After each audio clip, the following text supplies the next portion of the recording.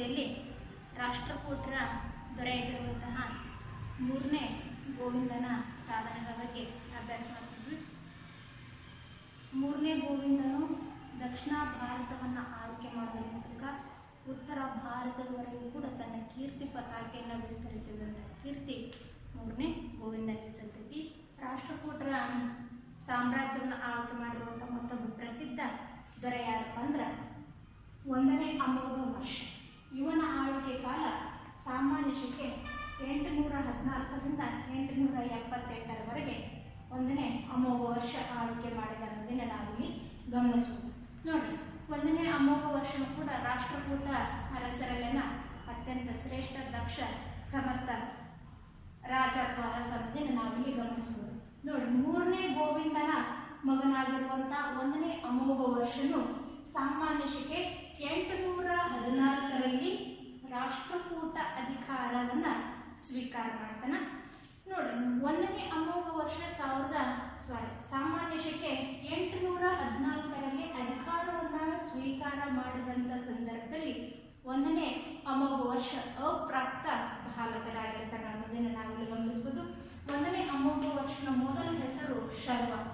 ನೋಡಿ, ಈಗ ಸಾಮಾನ್ಯ ಶಕೆ 814ರಲ್ಲಿ ಅಧಿಕಾರೂಢನಾಗಿರುವಂಥ 1ನೇ ಅಮೋಘ ವರ್ಷ ಅಪ್ರಾಪ್ತ ಬಾಲಕನಾಗಿದ್ದರಿಂದ ಅವನ ಚಿಕ್ಕಪ್ಪನಾದಂತಹ ಕರ್ಕ ಆಡಳಿತದ ನಿರ್ವಹಣೆಯನ್ನ ಮಾಡ್ತಾನೆ. ಯಾರು ಚಿಕ್ಕಪ್ಪರಿ?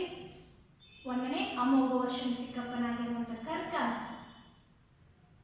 ಅವನ ಏನಪ್ಪ ಅಂದ್ರ ಆಡಳಿತದ ಜವಾಬ್ದಾರಿಯನ್ನ ಹೊರತಾನ.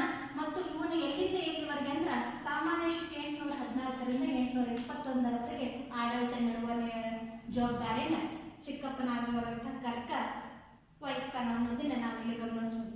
ನೋಡ್ರಿ, 1ನೇ ಚಂದ್ರಗುಪ್ತನ ಆಳ್ವಿಕೆ ಕಾಲದಲ್ಲಿ ಸಾಮ್ರಾಜ್ಯ ವಿಸ್ತರಣೆ ಮಾಡುವುದಷ್ಟನ್ನ ಆಡಳಿತ ಕ್ಷೇತ್ರಕ್ಕಿಂತ ಸಾಂಸ್ಕೃತಿಕ ಕ್ಷೇತ್ರಕ್ಕೆ ನೀಡಿರುವಂಥ ಕೊಡುಗೆ ಅಥವಾ ಸಾಧನೆ ಏನಪ್ಪ ಅಂದ್ರೆ ರಾಷ್ಟ್ರಕೂಟರ ಇತಿಹಾಸದ ಪುಟಗಳಲ್ಲಿ ಹೆಚ್ಚು ಏನಪ್ಪ ಅಂದ್ರೆ ಜನಪ್ರಿಯತೆಯನ್ನು ಕಂಡವು ಅನ್ನೋದನ್ನು ನಾವಿಲ್ಲಿ ಗಮನಿಸಬಹುದು. ಯಾಕಂದ್ರೆ 1ನೇ ಅಮೋಘ ವರ್ಷ ಸೈನಿಕ ಸಾಧನೆಗಿಂತ ಹೆಚ್ಚಾಗಿ ಯಾವುದೇ ಸಾಂಸ್ಕೃತಿಕ ಸಾಧನೆಗೆ ಕ್ಷೇತ್ರದಲ್ಲಿ ಶ್ರೇಷ್ಠವಾದಂಥ ಕೊಡುಗೆಯನ್ನು ನೀಡಿದಂಥ ಕೀರ್ತಿ 1ನೇ ಅಮೋಘ ವರ್ಷನಿಗೆ ಸಲ್ಲಿದೆ. ಆದರೂ ಕೂಡ ಇವನು ಮಾಡಿರುವಂಥ ಸೈನಿಕ ಸಾಧನೆಗಳು ಯಾವ ಅಂತ ನಾವು ತೆಗೆದುಕೊಂಡಾಗ ಪ್ರಾರಂಭದಲ್ಲಿ 1ನೇ ಅಮೋಘ ವರ್ಷನು ಸಾಮಾನ್ಯ ಶಕೆ 830ರಲ್ಲಿ ಚಾಲುಕ್ಯರ ಮೇಲೆ ದಾಳಿ ಮಾಡ್ತಾನ. ಆ ಚಾಲುಕ್ಯರ ಅರಸ ಯಾರಿರ್ತಾರಪ್ಪ ಅಂದ್ರೆ ದೊರೆ 3ನೇ ಗುಣಗ ವಿಜಯಾದಿತ್ಯ ಎನ್ನುವನ್ನ ಆಳ್ವಿಕೆ ಮಾಡುತ್ತಿರ್ತಾನ.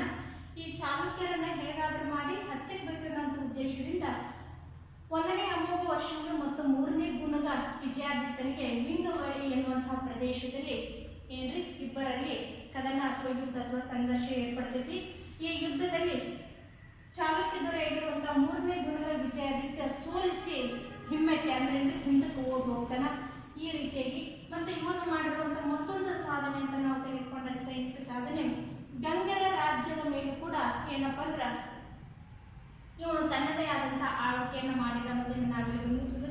ಯಾಕಪ್ಪ ಅಂದ್ರೆ ಗಂಗರ ರಾಜ್ಯದ ಕೆಲವೊಂದಿಷ್ಟು ಸಂಪೂರ್ಣ ಉತ್ತರ ಭಾಗ ಏನಪ್ಪ ಅಂದ್ರೆ 1ನೇ ಅಮೋಘ ವರ್ಷದ ದಂಡನಾಯಕನಾಗಿರುವಂತಹ ಬಂಕೇಶನು ಹಿಡಿತದಲ್ಲಿ ಕೂಡ ಈ ಬಂಕೇಶನನ್ನ ಹತ್ತಿಕ್ಕಬೇಕು ಎನ್ನುವಂಥ ಉದ್ದೇಶದಿಂದ ಗಂಗರ ರಾಜ ಯಾರೇ ಗಂಗರ ದೊರೆಯಾಗಿರುವಂತಹ ರಾಜಮಲ್ಲ ಪುನಃ ಪಡೆಯುವುದಕ್ಕೆ ಪ್ರಯತ್ನ ಪಟ್ಟು ಬಂಕೇಶನ ಮೇಲೆ ಏನಪ್ಪ ಅಂದ್ರೆ ದಾಳಿ ಮಾಡ್ತಾನ. ಈ ದಾಳಿಯಲ್ಲಿ ಕೂಡ ಯಾರೇ ಗಂಗ ದೊರೆಯಾಗಿರುವಂತಹ ರಾಜಮಲ್ಲ ಸೋತು ಏನಪ್ಪ ಅಂದ್ರೆ ಅವನ ಪ್ರಯತ್ನ ವಿಫಲಗೊಳ್ತೈತಿ. ಮತ್ತೆ ಏನಪ್ಪ ಅಂದ್ರೆ ಬಂಕೇಶನೇ ಅಥವಾ 1ನೇ ಅಮೋಘ ವರ್ಷ ವಿಜಯ ಸಾಧಿಸ್ತಾನೆ. ನೋಡ್ರಿ, ಈ ರೀತಿಯಾಗಿ ಆ ಗಂಗರ ದೊರೆಯಾಗಿರುವಂತಹ ರಾಜಮಲ್ಲನಿಗೂ ಮತ್ತು 1ನೇ ಅಮೋಘ ವರ್ಷನ ದಂಡನಾಯಕನಾಗಿರುವಂತಹ ಬಂಕೇಶನಿಗೂ ತುಮಕೂರು ಬಳಿಯಲ್ಲಿರುವಂತಹ ಕೈದಾಳಿ ಎನ್ನುವಂಥದ್ದಲ್ಲಿ ಏನಪ್ಪ ಅಂದ್ರೆ ದಾಳಿ ಆಗ್ತೈತಿ. ಈ ದಾಳಿಯಲ್ಲಿ ಬಂಕೇಶ ಸಂಪೂರ್ಣವಾಗಿ ಜೀವನ ಗಳಿಸುವ ಮೂಲಕ ತನ್ನ ಅರಸನಿಗೆ ಹರ್ಷವನ್ನು ವ್ಯಕ್ತಪಡಿಸ್ತಾನೆ.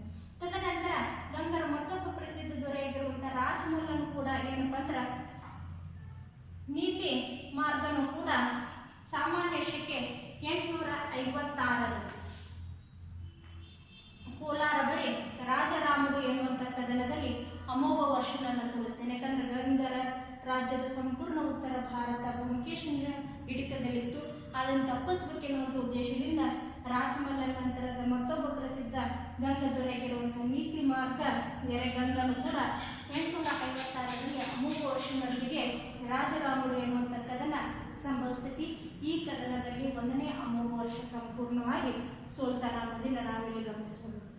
ಇನ್ನು ಮುಂದೆ ಏನಪ್ಪ ಅಂದ್ರೆ ಯುದ್ಧ ನೀತಿಯನ್ನ ಅಥವಾ ಸಂಘರ್ಷವನ್ನು ಕೈಬಿಟ್ಟು ಗಂಗಾ ಏನಪ್ಪ ಅಂದ್ರೆ ಚೇಳ ಪಲ್ಲವರೊಂದಿಗೆ ವೈವಾಹಿಕ ಸಂಬಂಧವನ್ನ ಸ್ನೇಹ ಸಂಬಂಧವನ್ನ ಬೆಳೆಸ್ಕೋಬೇಕಂತೇಳಿ ತೀರ್ಮಾನವನ್ನ ಮಾಡಿಕೊಂಡು ತನ್ನ ಮಕ್ಕಳಾಗಿರುವಂಥ 1ನೇ ಅಮೋಘ ವರ್ಷನು ತನ್ನ ಮಕ್ಕಳಾಗಿರುವಂತಹ ಚಂದ್ರಲಭ್ಯನ ಗಂಗರ ದೊರೆಯಾಗಿರುವಂತಹ ಭೂತನಿಗೆ ಹಾಗೂ 2ನೇ ಮಗಳಾಗಿರುವಂತಹ ಶೀಲ ಮಹಾದೇವಿಯನ್ನ ವ್ಯಂಗ್ಯ ವಿಷ್ಣುವರ್ಧನನಿಗೆ ಹಾಗೂ ಸಂಕ ಎನ್ನುವಂತಹ ಮತ್ತೊಬ್ಬ ಮಗಳನ್ನು ಕಂಚಿಯ ಪಲ್ಲವ ದೊರೆಯಾಗಿರುವಂತಹ 3ನೇ ನಂದಿವರ್ಮನಿಗೆ ಕೊಟ್ಟು ವಿವಾಹವಾಗುವುದರ ಮೂಲಕ ಗಂಗಾ ವ್ಯಂಗ ಪಲ್ಲವ ರಾಜ್ಯ ಮತ್ತು ಹಾಗೂ ಆ ಗಂಗಾ ಪಲ್ಲವ ಮತ್ತು ವ್ಯಂಗ್ಯ ರಾಜ್ಯದ ಇತರ ರಾಜರೊಂದಿಗೆ ಸ್ನೇಹ ಸಂಬಂಧವನ್ನು ಮತ್ತು ವೈವಾಹಿಕ ಸಂಬಂಧವನ್ನು ಬೆಳೆಸಿಕೊಳ್ಳುವುದರ ಮೂಲಕ ಏನಪ್ಪ ಅಂದ್ರೆ ಸಂಘರ್ಷ ನೀತಿಯನ್ನು ಕೈಬಿಡ್ತಾನೆ ಅನ್ನೋದನ್ನು ನಾವಿಲ್ಲಿ ಗಮನಿಸುವುದು.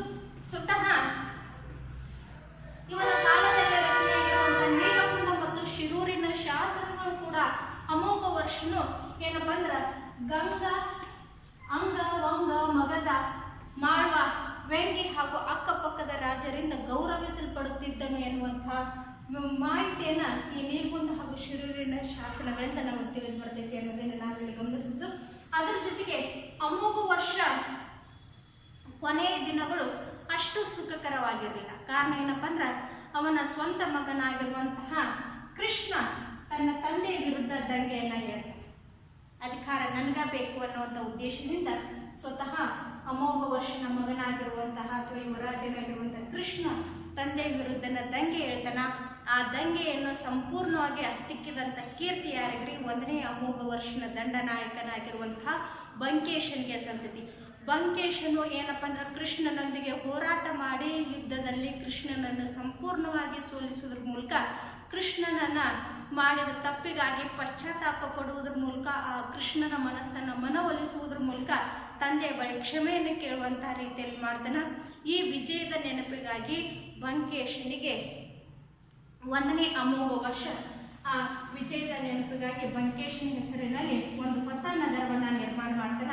ಅದೇ ಬಂಕಾಪುರ ಎನ್ನುವಂಥ ನಗರವನ್ನ ನಿರ್ಮಾಣ ಮಾಡುವುದರ ಜೊತೆಗೆ ಬಂಕೇಶನನ್ನ ಬನವಾಸಿಯ ರಾಜ್ಯಪಾಲನನ್ನಾಗಿ ಕೂಡ ನೇಮಕ ಮಾಡ್ತಾನೆ. ಈ ರೀತಿಗೆ ಏನಪ್ಪ ಅಂದ್ರೆ 1ನೇ ಅಮೋಘ ವರ್ಷನ ಜೀವನ ಮತ್ತು ಸೈನಿಕ ಸಾಧನೆಗಳು ಅನ್ನೋದನ್ನು ನಾವಿಲ್ಲಿ ಗಮನಿಸ್ತೀವಿ. ಧನ್ಯವಾದಗಳು.